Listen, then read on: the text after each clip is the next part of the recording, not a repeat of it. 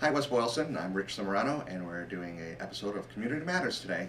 And my guest today is our fairly new principal, Chris Fournier, and we're going to talk to him and get to know him. So, welcome to one of your rooms in your school here. Oh, thanks, Rich. Thanks for having me and for giving me the opportunity to say a few words to the community and to get to know you a little bit. It's nice to be here. If you've had the opportunity, which you probably haven't because you haven't been in town too long, but we try to make these as light as possible, like I've discussed with you, and the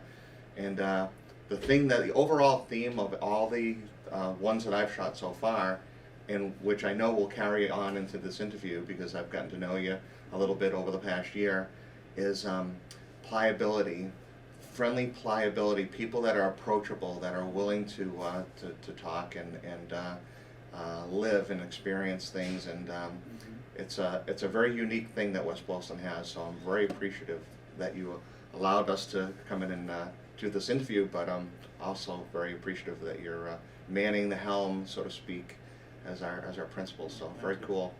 So let's get down to it. Where were you born?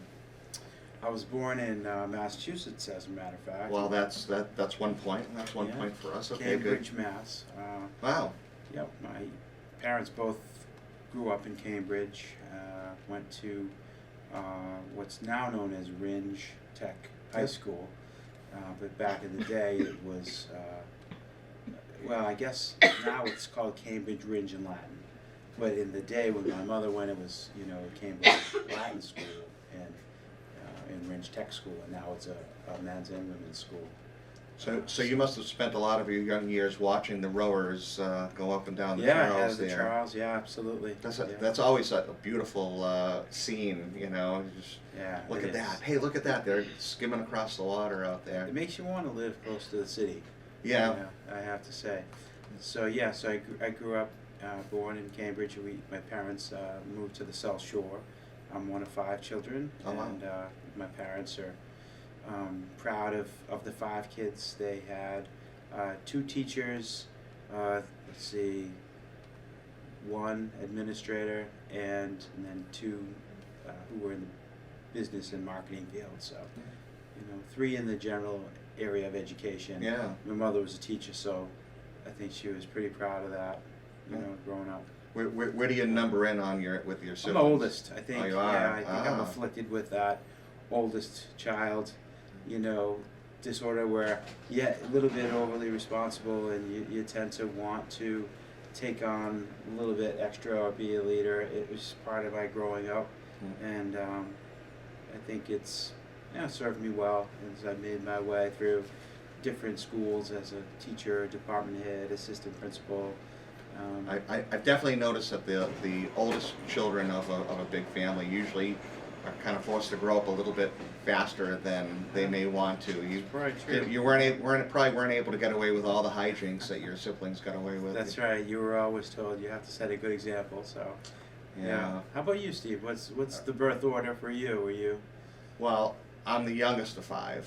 Oh my gosh. So we've had a different mirroring. It's interesting. Mirroring things. So very cool. But I've actually had to be more or less the big brother. Yeah, it's always the way it is. To one degree or another. But that's funny you say that because my younger sister she thinks she's kind of the mother of our clan, Yeah. And sometimes you have to remind her, hey, I'm your much older brother, but she's just like, none of that. Well, I'm not a self-proclaimed big brother. Just usually when something happens, I'm getting a phone call. So very good. But we all play to our strengths, I guess. Absolutely. Yeah. So growing up on the South Shore and moving out this way after college, I didn't know if I'd ever feel like I was like a Worcester person, But it's 20 years now since I've lived out here, and my kids were born and raised here, so we're definitely people from Worcester County, and I'm proud of that. Yeah, it's a great city and great area that we live in. There's definitely a little bit of animosity in Massachusetts about people that are born east of 95 and then west of 95 or whatever, but we definitely, what's the right word for it? I was gonna say we drive a little bit better than the people around the Boston area, but I don't think that's true anymore. Yeah. I've had some horrible experiences with Worcester drivers lately, so. Well, I think when we use the term Boston, proper, I think we all consider ourselves Bostonians in the sense that, we have that sense of pride in the sports teams and, the Boston Strong and all those things. And I went to school in Boston, so I always felt like a Bostonian, but I'm proud to say that now I've raised my kids in the Worcester area, and it's a great place to live. You're a Midwestern now. Now I am, right, exactly. Cool. So after high school, I assume you screamed through with flying colors. Yeah, high school was a really good experience for me. I enjoyed sports, and I enjoyed learning. Baseball your big? I played a little bit of baseball. Soccer was my big sport. Oh wow. I did track and field as well, which was kind of cool because there's so much variety in that sport. I wrestled for a couple of years, but the best thing I ever did, my senior year, I got involved in the drama and the theater, and I was in a couple of plays, and I think that helped my confidence, my speaking ability, just having to memorize a part and learn it.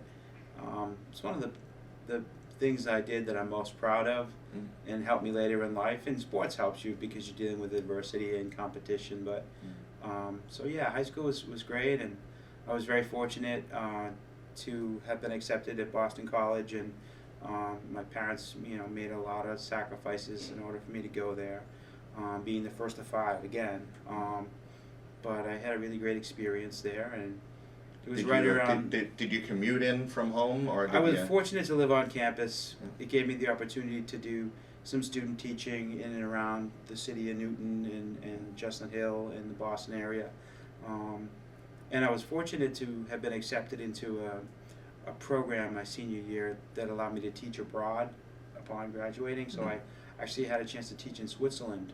Oh wow! And I did that for a full school year, and had a chance to learn about different cultures and learn what it was to teach, science and English, and social studies. Is English their first language, or their? Yeah, no, they speak 5 different languages. English is probably towards the bottom, but most of the people there will speak German, French, Italian, and they speak a Swiss German, and then many of them study English, but not usually till they get to high school. So, but it was nice to learn just in general about teaching at an international type of school. It gave me a sense of what I might like to do, and when I did get back, stateside, as they say, I was anxious to get a job in a public high school, because I started having feelings of, boy, I'd really love to coach, and I'd like to get involved in things like student council or drama club, and my fond memories of high school started helping me to form an idea of what I might like to do for a career. Yeah. So that's so you really didn't have a specialty per se coming out of college, like a math teacher or a history teacher or whatever. You were kind of. I was pretty well rounded. I was an English major. I did have a double major in high school education, and I had a minor in mathematics.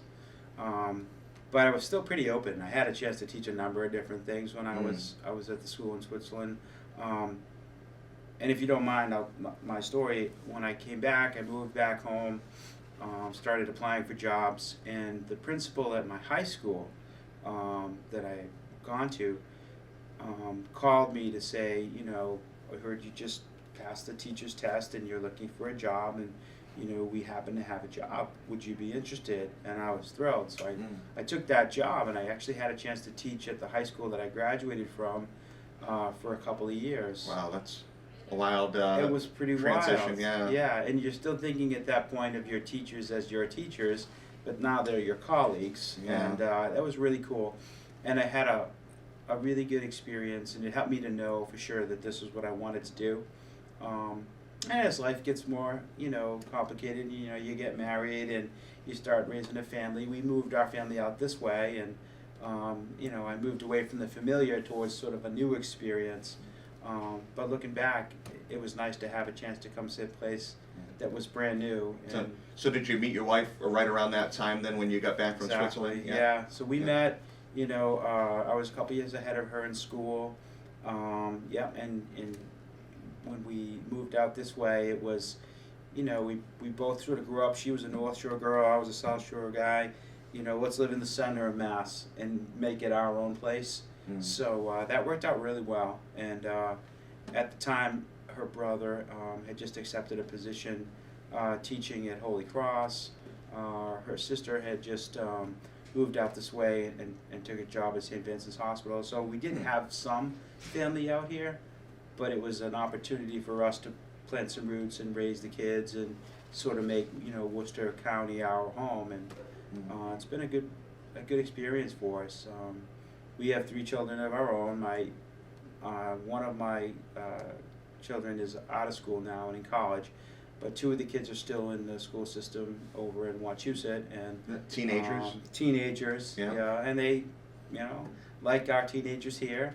You know, some days they like school, some days, you know, they don't, but they work pretty hard, and I think they realize, just from their parents' careers and from their older brother who's in college, that if you do well in school, it opens a lot of doors, and you have a lot of options in terms of your career, and so I'm very thankful that, you know, my kids understand school's important. I try to give that speech to my children at least once a month.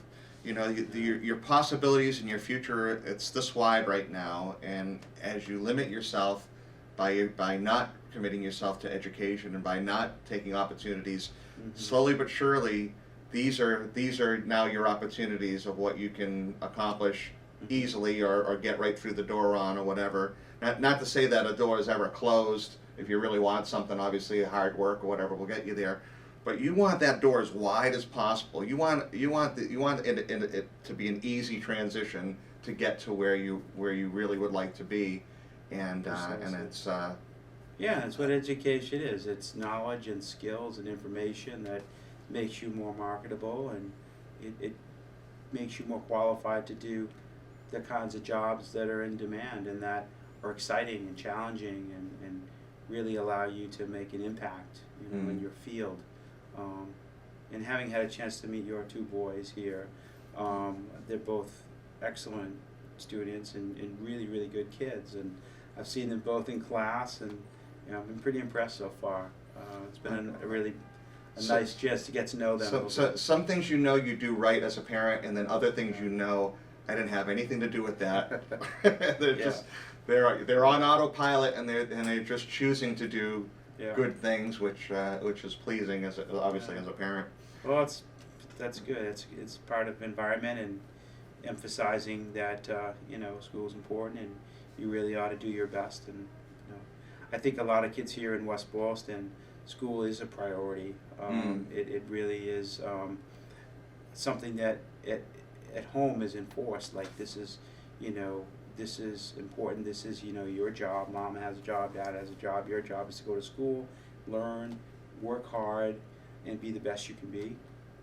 And we're very fortunate that the community really does emphasize that, and the kids that come here are hardworking. And you know. Well, I think a lot of it stems down from having a positive experience in these 4 walls of a school. That, you know, there may be moments of not passing a test or something negative happening, potentially negative, but the attitude of the teachers and the people that are running the place, it pushes them to try better next time or study more next time or whatever.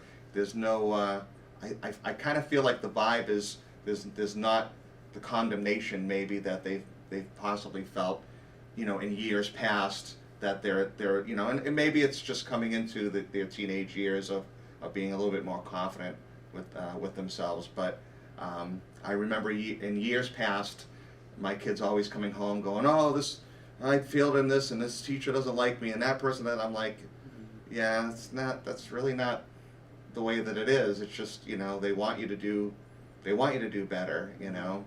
And so I think as kids get older, they kind of get the concept that it's not you're against me, you're actually for me, and if you're pushing me, it's for my good and not for my destruction, you know. Right. Well, one of the reasons I looked and chose to come to West Boylston was, because of the quality of the schools and the leadership in the school system. And our kids are coming up from the elementary school, Mr. Mahar's school, and then Major Edwards, and these kids are prepared. I mean, they are strong in reading and writing and math and in the arts and music and athletics. They do a really nice job there. And when the kids come over to the middle school here, they're still pretty enthusiastic, and they like school, and they see teachers as positive role models and as friends and people that they want to spend time with. And we're very fortunate that we have that in our small community. And I think that what you're talking about is when students start to develop a sense of responsibility for their own success. And it isn't, oh, my teacher didn't give me enough review, or he or she grades too hard. They start to say, I'm going to get out of this what I put into it, and whatever I get on this project or on this assignment or on this test is a reflection of the work that I put into it. And that sort of maturity is how the students are getting ready for college and for careers where there's individual accountability. So yeah, it's a great age. I love the fact that our school is 6 through 12, that we have a chance to work with our students from, say, age 11 all the way through age 18. And what a special opportunity for the students to get to know us and for us to get to know them, and to just bring them through from their first days of middle school to handing them that diploma, and for having that sense of community and being one school, and being able to follow them and support them through that journey, whether it's through their work in theater or through the work as an artist or through the pursuit of athletics, or just wanting to be a better writer, a better reader, a better mathematician. To see that growth over that time is pretty unique. What do you think some of the challenges are, or what challenges have you faced your first year in now that you'd like to try to improve on, or you'd like to try to see a direction or a path in the woods, so to speak? Well, for me, the first part of your question, the challenge is just getting to know the school, getting to know the community, getting to know each of the teachers in each of the departments, and what are the things that we do very well, and what are the things that as teachers they're most proud of, and getting to know them and the style. And then on top of that, you have 500 kids that you want to get to know, and you want to get to know their interests and their strengths, and how can I support them with making their dreams come true, in terms of wanting to go to college and wanting to get a good job and get an internship and become a productive citizen. So just getting to know the community. It's important to feel that connection, and I've been very fortunate in the ability to get to know lots of parents and community members, business owners, people like yourself who do a lot for the community. People have been great about reaching out. So sometimes I say, I've really only been there 6 or 7 months. It feels like it's been a lot longer than that because of some of those connections. And in terms of what we can do better, I think just start with me. I just know that as I get to know the school and I get to know the students and the curriculum, and where we as a community would like to see our school, as compared to schools in our area. I think I want to do better and better every year of leading our school in the right direction. So. Well, as a parent of students that go to Wachusett, obviously you have some intimate knowledge of how they do things. Sure. And I've known people that have gone there in years past, but obviously years change and things change and people change and whatever. How do you feel like we're stacking up against maybe some of the local community, more local schools in the area? I think we do well when you compare us to the towns that are like us, and the size of the town and the demographics. And there's a lot to like about West Boylston, and there's a lot that we have in common with, say Clinton or Toronto over in Boylston and places like that. And there's a lot of our kids, our top kids, I would stack up against top kids anywhere. They just really love school and they're passionate about learning.